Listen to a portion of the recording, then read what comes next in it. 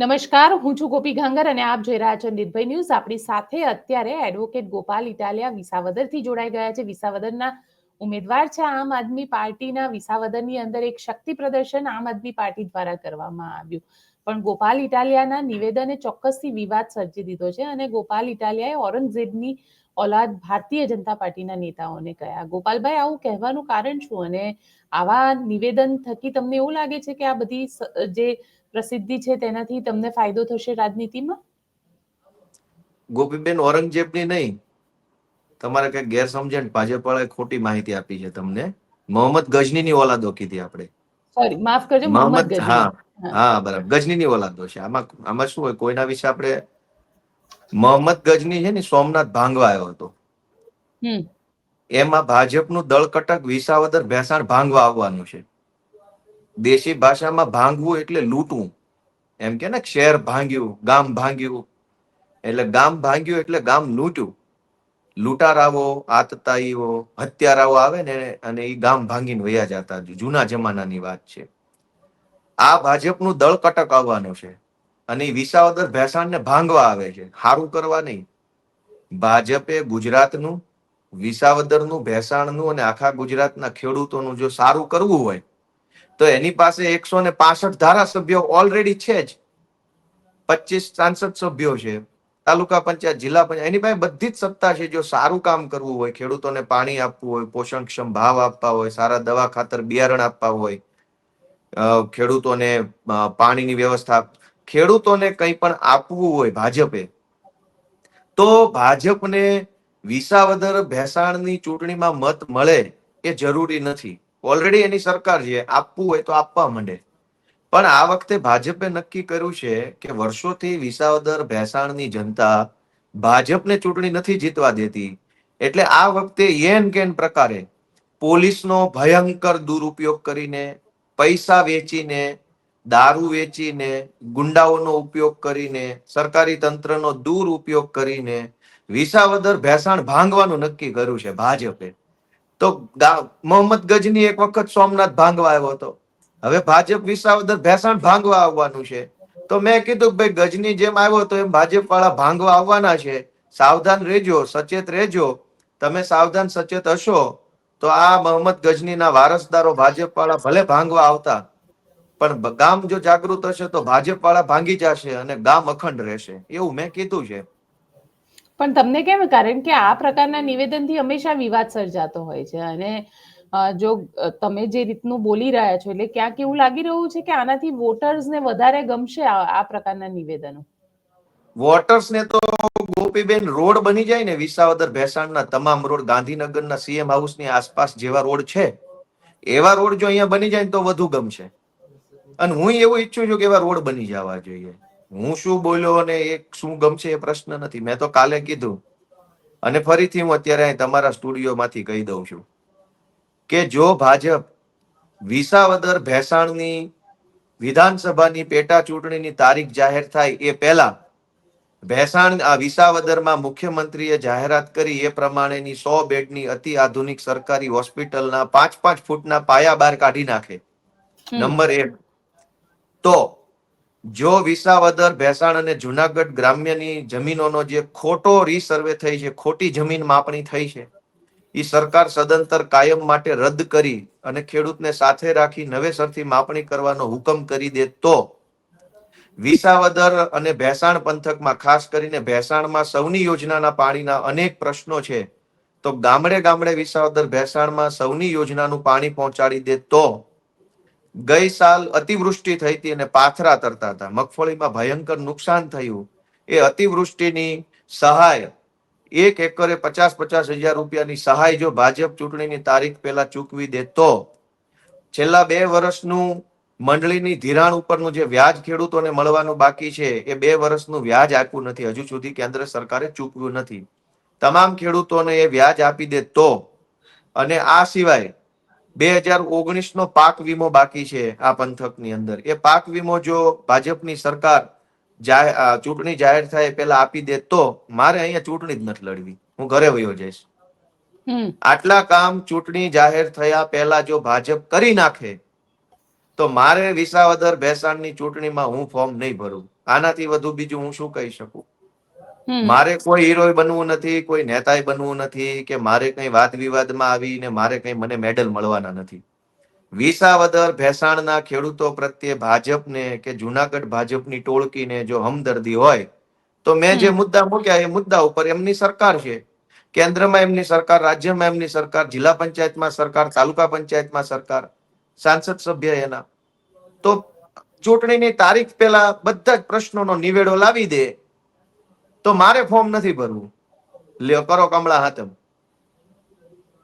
તમે કહી રહ્યા છો કે જો નિવેડો લાવી દે તો પણ સરકારે તો ત્યાં આગળ વિકાસના કરોડો રૂપિયાના કામનું ઉદ્ઘાટન કર્યું. મુખ્યમંત્રી પોતે ત્યાં પહોંચ્યા હતા અને કરોડો રૂપિયાના વિકાસના કામનું ઉદ્ઘાટન કર્યું છે. આપણા ગુજરાતમાં છે ને ગોપીબેન, મીડિયા વાળા બહુ ભોળા પડે છે, બહુ ભોળા પડે છે. આ ભાજપ વાળા પબ્લિક ને તો છેતરી જાય છે. પબ્લિક તો સમજા ખેતી કરે છે, ઓછું ભણેલા હોય, ગામડામાં રહેતા હોય એટલે એને બહુ જાજી માહિતી ન હોય. પણ અમદાવાદના એસજી હાઈવે પર રહેતા મીડિયા વાળા બહુ ભોળા છે, બહુ ભોળા છે. મુખ્યમંત્રી જે જિલ્લામાં જાય એ જિલ્લામાં 25-50 કરોડની જાહેરાત લગ્નમાં ચાંદલો લખાવતા અને એમ લખાવતા આવે છે. અમારે ત્યાં રિવાજ છે, કોઈના ત્યાં ડાયરામાં ગયા હોય ને, ડાયરો એટલે મોટા મહેમાન થઈને ગયા હોય ને એટલે લખાવવા પડે. જેના ઘરે ડાયરામાં ગયા હોય એટલે ત્યાં એમ કે લખો 11,000 ગોપાલભાઈ તરફથી. દેવા લેવાનું કઈ ન હોય, લખાવાનું જ હોય. માઇકમાં જાહેરાત થઈ જાય પછી નીકળી જવાનું. આ પ્રથા છે.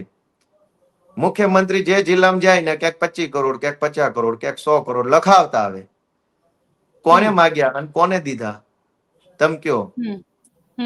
એટલે મારું તો એટલું કહેવાનું છે કે એવું કઈ ભાષણો કરવાથી કઈ વિકાસ થઈ ગયો એવું તમે માની લ્યો, અમે તો કેમ માનીએ? મને આ ગુજરાતમાં છેલ્લા 40 વર્ષથી ભાજપની સરકાર છે અને વિકાસના નામે મોટી મોટી ફાંકા ફોજદારી આ છેલ્લા 15 વર્ષથી હાલે છે. કમસે કમ 2007 થી આ વિકાસની વાતો ચાલુ થઈ છે. વિસાવદરમાં 100 બેડની મલ્ટી સ્પેશિયાલિટી સરકારી હોસ્પિટલ તો નથી બની, પણ એક સારું મશીન, એક્સરે મશીન નથી.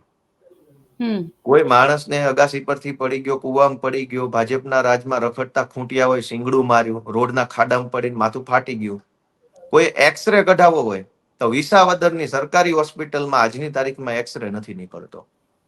તો વિકાસની વાત તો પછી કરીએ ને ગોપીબેન. મુખ્યમંત્રીને કોઈ એટલું તો કહેવું જોઈએ ને કે અહીંયા એક્સરે મશીન નથી, પેલા કાકા એક્સરે મશીન લાવો, વિકાસનું પછી નિરાતે ગોઠવજો.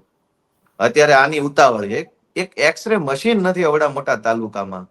મુખ્યમંત્રીને શરમ નથી, એની આજુબાજુ ફરવા વાળા પાગ્યાને શરમ નથી કે એક્સરે નું મશીન નથી. ઈ ગામમાં 500 કરોડની વાતું ન કરવાની હોય, 25 લાખનું મશીન લાવીને પેલા મૂકવાનું હોય. એટલે 25 લાખનું મશીન નથી ગોપીબેન, અને વિકાસ 500 કરોડનો. હવે શું હાલે છે? સર્કસ હાલે છે કે સરકાર હાલે છે? જરૂરી નથી ને કે તમે જે વસ્તુ કહો એ જ વસ્તુ સરકાર લાવીને મૂકે. સરકારે એની રીતે એને ત્યાં આગળના રોડ રસ્તાના પ્રોજેક્ટ સરકાર દ્વારા કરવામાં આવી રહ્યા છે. ત્યાં આગળ ડેવલપમેન્ટના બીજા પણ ઘણા બધા વસ્તુના કરોડો રૂપિયાના જે પ્રોજેક્ટ છે એની વાત કરી સરકાર દ્વારા. અરે ગોપીબેન, કરોડો રૂપિયાના પ્રોજેક્ટની અંદર એક એક્સરે મશીન તો મૂકે કોક. એક્સરે મશીન જરૂરી વસ્તુ નથી. મતલબ આવડી મોટી ભાજપની સરકારને ભલે 8 પાસ હોય એનો વાંધો નથી, પણ માંદા તો 8 પાસે પડે ને.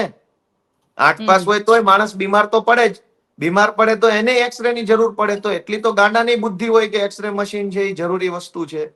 જે ગામમાં એક્સરે મશીન નથી સરકારી હોસ્પિટલમાં, ત્યાં કરોડોના વિકાસની જાહેરાતો કરીને ભાગી જાય છે.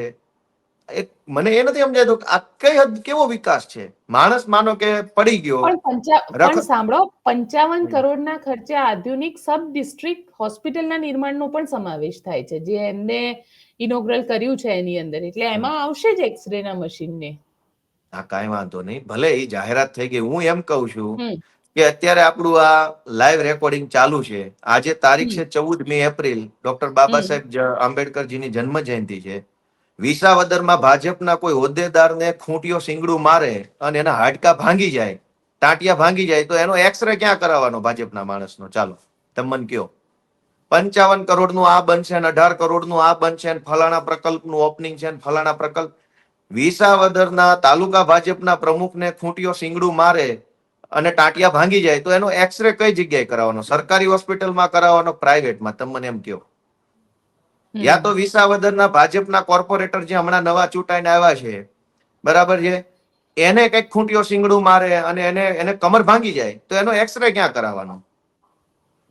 જે પાયાની જરૂરિયાત ગોપીબેન છે હમ એની ઉપર કોઈ ચર્ચા કરવા માંગતું નથી. 50 કરોડ ને 100 કરોડ ને 80 કરોડ ને આ તો બોલું તમને ખબર હોય તો ગામડામાં પેલા ભવાઈ રમવા આવતા હમ અને એમાં એક માણસ રાજા બન્યો હોય હમ અને બાકી બધા એના નોકર ને પ્રધાન ને એવું બન્યા હોય. હમ એ દિવસે એ રાજા છે ને ગામમાં આખા ગામમાં ઘરે ઘરે જઈ ફરી અને એ પોતે પોતાના હકથી અધિકારથી માગતો હોય કે ભાઈ તમારા ગામમાં ભવાઈ રમવા આવ્યા છે ભવાઈ મંડળના સભ્યો, તો જે યથાશક્તિ તમે લખાવો. કોઈ 10 રૂપિયા, કોઈ 20 રૂપિયા એમ લખાવે. એનો એ માણસ રાતે રાજા બને કરોડો દાન કરતો હોય. જા હમ તને આ રાજ આપી દીધું, તને આ 2 ગામ લખી દીધા. રાતે એનો એ માણસ હોય, દિવસે એનો એ માણસ 10-10 રૂપિયા ઉઘરાવતો હોય. આ ભાજપની ટોળકી આવી છે. આ જે હમ ગામમાં જવાનું ત્યાં જા તને આ આપી હોસ્પિટલ આપી દીધું, કોઈને કે તને હોસ્પિટલ આપી દીધી, કોઈને કે તને યુનિવર્સિટી આપી દીધી, કોઈને કે તને કોલેજ આપી દીધી અને હમ મળ્યું કોઈને કઈ ન હોય. બસ ગામ તાલીઓ પાડે, હવને મજા આવે. રાતના સીન જેવો સીન છે, દિવસે ઈનાય હોય. તો એ વિકાસ નથી ગોપીબેન.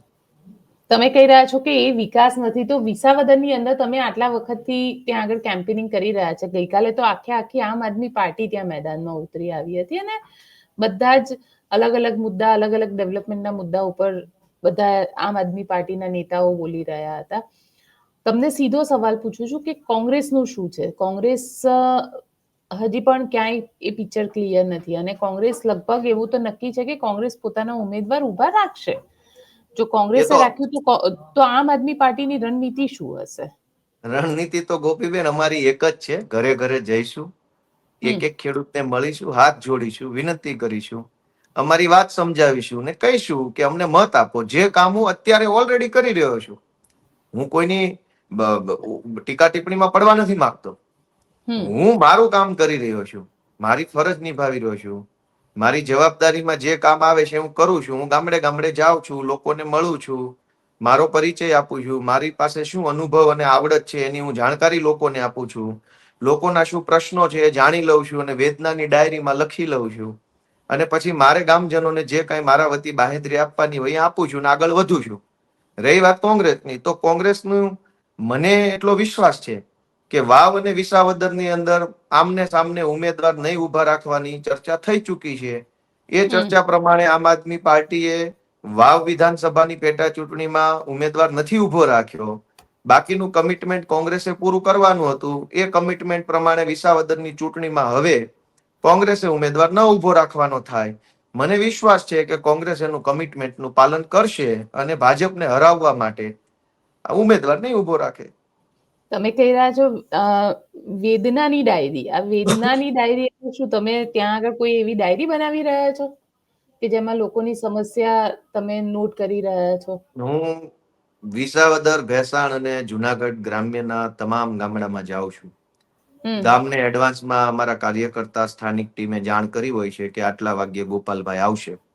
એટલે એટલા વાગ્યે ગામમાંથી જેટલા લોકોને અનુકૂળતા હોય, ક્યાંક 50 હોય, ક્યાંક 500 હોય, ક્યાંક 5 હોય, ક્યાંક 20 હોય, જેવું ગામની જેટલી જનસંખ્યા તે પ્રમાણમાં હમ જેટલા માણસોને સમયની અનુકૂળતા હોય એટલા માણસો ત્યાં મીટિંગમાં આવે.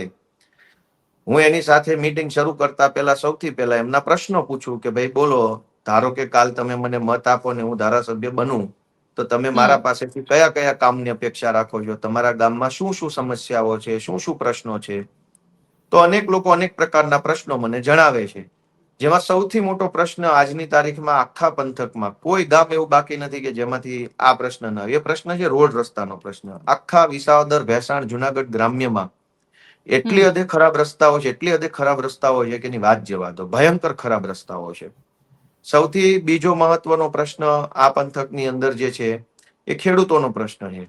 ખેડૂતો જ્યારે ટેકાના ભાવે પોતાની જણસ વેચવા જાય, કે ચણા હોય, કે હમ માંડવી હોય, હમ કે તુવેર હોય, કે જે કાંઈ હોય, તો એમની સાથે ઉઘાડી લૂંટ કરવામાં આવે છે. ટેકાના ભાવના કેન્દ્રો ભાજપના મળતિયાઓને ફાળવવામાં આવે છે.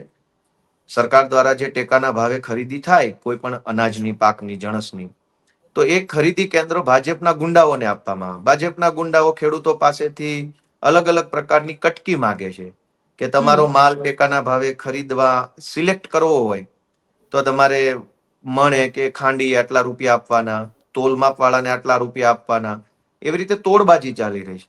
વન વિભાગ વાળાની ગુંડાગીર્દીનો પણ ખેડૂતો સામનો કરી રહ્યા છે. જીબી વાળાની દાદાગીરીનો સામનો ખેડૂતો કરી રહ્યા છે. સૌની યોજનાનું પાણી અનેક વિસ્તારોમાં નથી આવતું, આ પ્રશ્ન છે.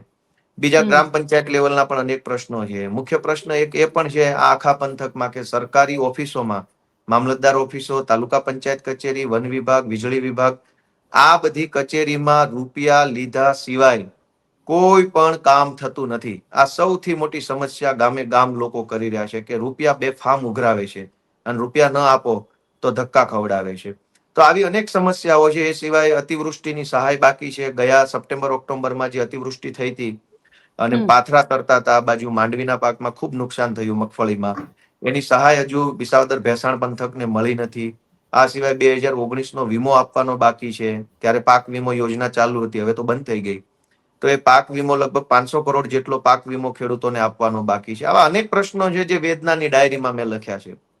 હમ પણ તમે કહી રહ્યા છો કે ડબલ એન્જિનની સરકાર નથી, પરંતુ ધક્કા ગાડીની સરકાર છે આ. એટલે ધક્કા ગાડીની સરકાર કઈ રીતે? કારણ કે બીજેપી તો દાવો કરે છે કે આ ડબલ એન્જિનની સરકાર છે.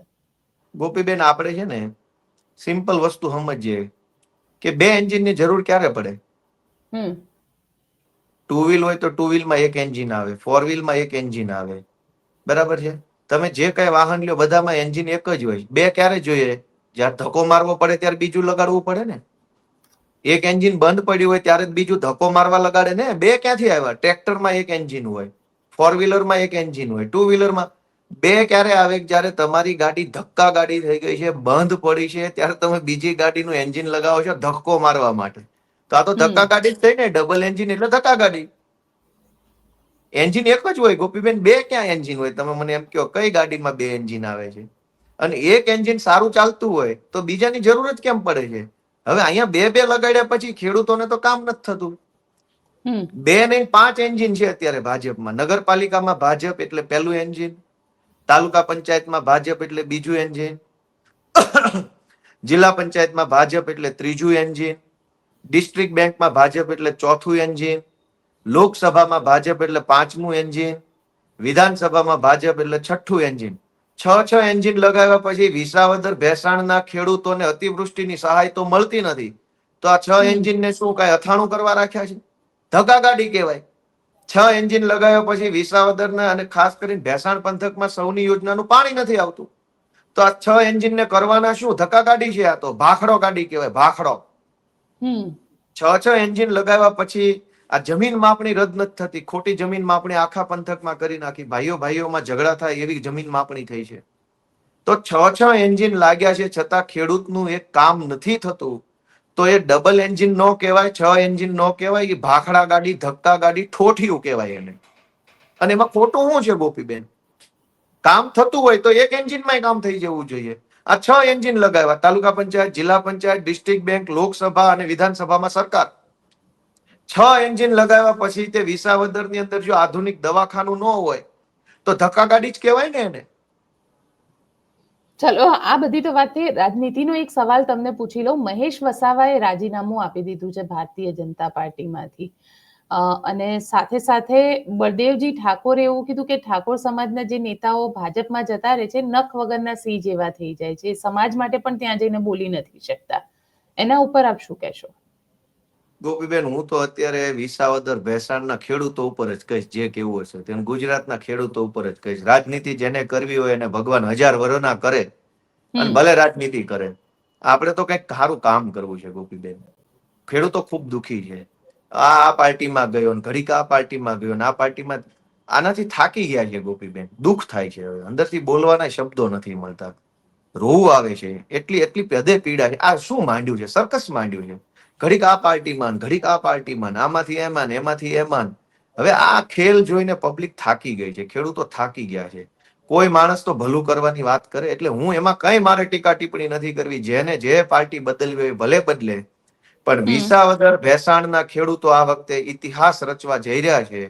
અને ગુજરાતની અંદર એક નવો રાજનીતિક ઇતિહાસ વિસાવદર ભેસાણના ખેડૂતો લખવાના છે. અને એ કામમાં અમે બધાએ લાગ્યા છીએ. ખભો મિલાવીને ઇતિહાસનું પાનું લખવાનું કામ અમે કરી રહ્યા છીએ.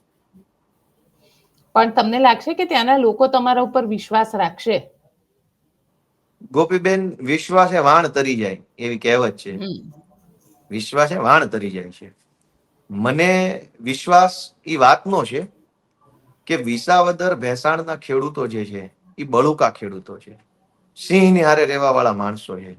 દિવસ ઉગે ને હમ. હાંજ પડે તો એક વખત તો સિંહનો ભેટો થતા હોય એવા સિંહ જેવા માણસો છે.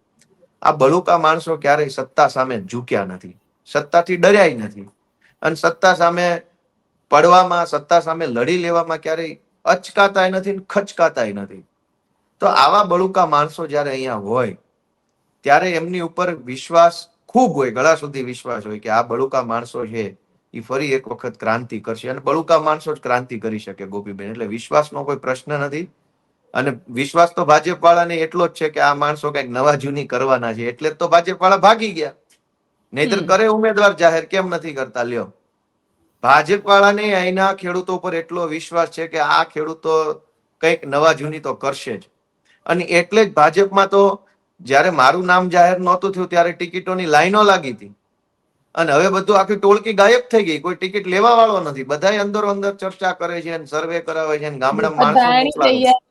ભૂપત ભાયાણી એ તૈયાર છે અને હર્ષદ રીબડિયા પણ તૈયાર છે ટિકિટ લેવા તો માટે. આપી દે ભાજપ એમને ટિકિટ, કેમ નથી આપતું? આપી દે, ભૂપતભાઈ એ આપી દે ભાજપની ટિકિટ. પોલિસી છે ને. હા તો પણ હું એ જ કહેવા માંગુ છું, ભાજપને વિસાવદર ભેસાણના ખેડૂતોની બીક ન લાગતી હોય તો કાલે જાહેર કરી દે ભૂપત ભાયાણીનું નામ. ભાજપને બીક લાગી ગઈ છે. પોલિસીનો વિષય જ નથી. બીક ન લાગતી હોય વિસાવદર ભેસાણના ખેડૂતોની ભાજપને, તો આવતીકાલે સવારે 10 વાગે ભૂપતભાઈ ભાયાણી નામ ભાજપ જાહેર કરી દે. પછી ખેડૂતો છે, ભૂપતભાઈ છે, ભાજપ છે, જોયું જશે શું થાય છે તે. ગોપીબેન, આ વિસાવદર ભેસાણ છે, આ સંત સુરા સાવજની ધરતી છે. અહીંયા આપા ગીગાના આશીર્વાદ છે, અહીંયા સત્તાધાર છે, અહીંયા પરબના પીર બેઠા છે. ગોપીબેન, આ ભૂમિની તાકાત, આ ભૂમિનો પાવર કોઈ નહીં ખબર હોય તો અહીંયા આવે ને જોવે એને જ ખબર પડે. ભાજપ જેવાને ભૂકા કાઢી નાખે એવું બળુકું માણા અહીંયા છે.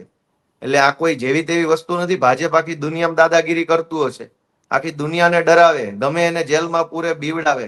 વિસાવદર ભેસાણમાં એ વાત નથી, કેમ કે બે બાજુ, ડાબી બાજુ જમણી બાજુ, બે બાજુ પીર બેઠા છે, દેવ બેઠા છે, અને દેવના 1000 હાથ આ ભૂમિના ધરતીના ખેડૂતો ઉપર છે. એમ હું ભાજપ વાળાના પિતાશ્રી આવે, અહીં કોઈ ફાટી પડે એવો માણા નથી. અને એવું જ હોય તો મેં કીધું કાલે કરે જાહેર ઉમેદવાર, અને ઉમેદવાર જાહેર કરવામાં ભાજપને બીક લાગતી હોય, ચૂંટણી હારી જવાની ભાજપને બીક લાગતી હોય, તો એક રસ્તો છે કે મેં જે મુદ્દા આપ્યા એ મુદ્દા ઉપર ચૂંટણીની તારીખ થાય એ પહેલા કામ ચાલુ થઈ જાય તો હું ફોર્મ નહીં ભરું. અતિવૃષ્ટિની સહાય બાકી છે વિસાવદરમાં, ભાજપ આપી દે. પાક વીમો 2019 નો વિસાવદર ભેસાણને ભાજપ આપી દે. ખોટી જમીન માપણી વિસાવદર ભેસાણ જુનાગઢની રદ કરી દે. સૌની યોજનાનું પાણી એક એક ખેતરે પહોંચાડી દે. છેલ્લા 2 વર્ષનું ધિરાણ આપી દે. ટેકાના ભાવના મગફળી ખરીદ કેન્દ્રોમાં ભ્રષ્ટાચાર થયો છે એને જેલમાં પૂરી દે. અને વિસાવદરની દવાખાનું જે જાહેર થયું છે એના 4-4, 5-5 ફૂટના પાયા બહાર આવી જાય. આટલા કામ ચૂંટણીની તારીખ જાહેર થયા પહેલા સંપન્ન થઈ જાય તો હું ફોર્મ નહીં ભરું. એનાથી વિશે શું કેવું? ચલો જોઈએ શું થાય છે. ભારતીય જનતા પાર્ટી કોને ઉમેદવાર ઘોષિત કરે છે. ગોપાલભાઈ, આપ અમારી સાથે જોડાયા તેના માટે આપનો ખૂબ ખૂબ આભાર. તો આપ શું વિચારો છો મને કોમેન્ટ બોક્સમાં ચોક્કસથી લખીને જણાવજો, અને અમારી ચેનલ નિર્ભય ન્યૂઝને લાઇક, શેર અને સબસ્ક્રાઇબ કરવાનું ભૂલશો નહીં. આભાર.